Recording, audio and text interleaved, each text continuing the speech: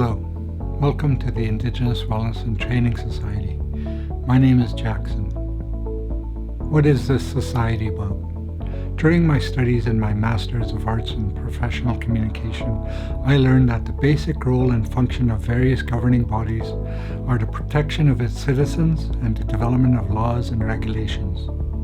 What types of laws?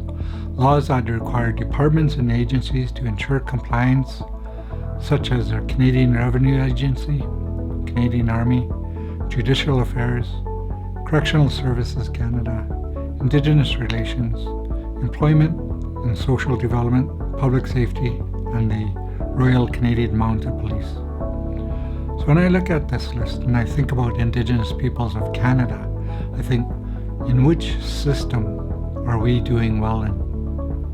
And from what I can tell, we are not doing well in any of these systems. A couple of systems that we are leading in, from what I understand, is that even though we are only comprise 5% of the general population of Canada, we make up approximately 40% of the federal prison population. We have the highest rates of poverty in Canada. Approximately half of the children apprehended are Indigenous. We have higher rates of disabilities, youth suicides, and the highest rates of dropping out of high school. When Indigenous people start to rise, such as the Island No More movement, it seems like no one stands up with Indigenous people to ensure Indigenous rights are being upheld. Although various governments have adopted the United Nations Declarations of Rights of Indigenous Peoples, there are certain aspects of the Declaration that the governments refuse to acknowledge. And I suspect the reason that they do not want to acknowledge the previous harms done to Indigenous Peoples of Canada is that they will now be on the hook to repair those harms. When we rise, no one is on our side, but according to Frantz Fanon in 1963 in The Wretched of the Earth, he said that when the Africans rise up, there is plenty of opposition. This is similar to the Indigenous Peoples of Canada. If we rise, what opposition do we face? All the previous laws and departments and agencies previously mentioned.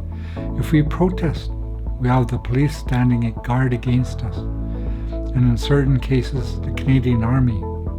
When we become addicted to drugs or alcohol, we have to fight for the right to raise our own children against the Ministry of Children and Family Development. Who fights for Indigenous persons' fair and equitable pay when an Indigenous person is doing the same job or position as a non-Indigenous person? It feels like we need to work harder and with more restrictions only to be paid less. These are the reasons that the Indigenous Wellness and Training Society exists. We want to take individuals who may have alcohol and drug dependencies and work with those individuals to begin their healing and recovery journey. Recovery is the foundation of our success. If we can work with the individuals in sobriety as a way of life for a year or more, we will consider that a success.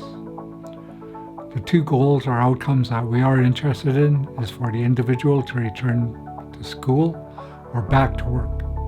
If the individual is unemployable, we hope to employ that individual, teaching the on-the-job skills training to operate their own businesses until they themselves can branch out and become independent business owners.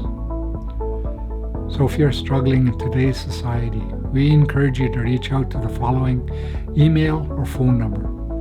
We encourage you to book your first initial counseling session to be able to put our minds together and see what future life we can make for your benefit.